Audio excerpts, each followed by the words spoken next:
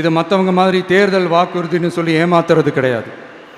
நம்மளை நம்புகிற மக்களுக்கு நம்பிக்கை தர்றது. நம்ம ஆட்சிக்கு வந்ததும் இதெல்லாம் செய்ய நடவடிக்கை எடுப்போம்னு சொல்கிறது.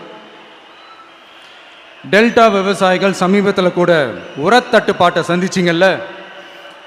சில பேர் உரத்தை பதுக்கி வச்சு அதிக விலைக்கு விற்றதா நியூஸ்லாம் கூட வந்துச்சு. நம்ம டிவிக்கு ஆட்சி வந்ததும் உரத்தட்டுப்பாடு இல்லாமல் பார்த்துக்குவோம். 5 ஏக்கர் வரை நிலமுள்ள விவசாயிகள் வேளாண் கூட்டுறவு வங்கிகளில் வாங்கிய பயிர் கடன் முழுமையாக ரத்து செய்வதற்கும்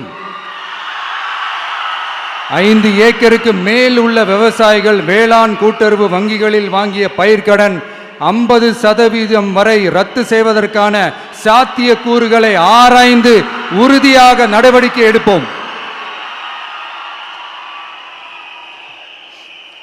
திமுக மாதிரி எல்லாருக்கும்னு சொல்லிட்டு அதுல தகுதி ஃபிக்ஸ் பண்ணி பாகுபாடு காட்டி ஏமாற்ற மாட்டோம். எல்லாத்தையும் வெளிப்படையாக சொல்லுவோம்.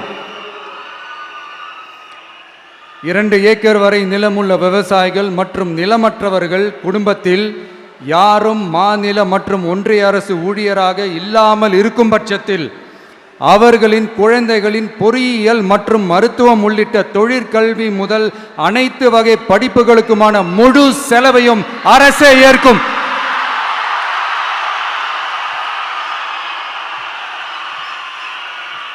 விவசாயிகளின் விருப்பத்திற்கு எதிராக எந்த திட்டமாக இருந்தாலும், ஒன்றிய அரசின் நெருக்கடியே இருந்தாலும் அந்த திட்டத்தை உங்களுடைய டிவிகே ஆட்சி முழுமையாக நிராகரிக்கும்.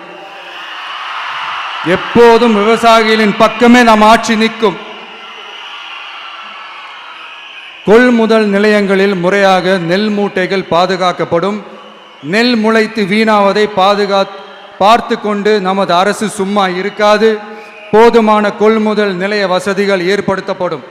அதே போல கொள்முதல் நிலையங்களில் கொள்முதல் செய்வதற்கோ மூட்டை ஏற்றி இறக்கவோ 1 பைசா கமிஷன் வாங்காமல் பார்த்து கொள்ளப்படும். அப்படி கமிஷன் வாங்குவது யாராக இருந்தாலும் கடும் நடவடிக்கை எடுக்கப்படும்.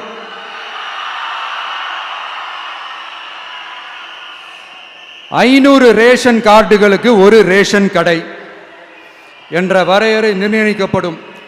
கிராமங்களிலும் எடையாளர் நியமிக்கப்படுவார். பெண் விற்பனையாளருக்கு பெண் எடையாளர், ஆண் விற்பனையாளருக்கு ஆண் எடையாளர் என்பது பின்பற்றப்படும். ரேஷன் கடைகளில் அரிசி தவிர அனைத்து பொருள்களும் பாக்கெட் செய்து விநியோகிக்கப்படும்.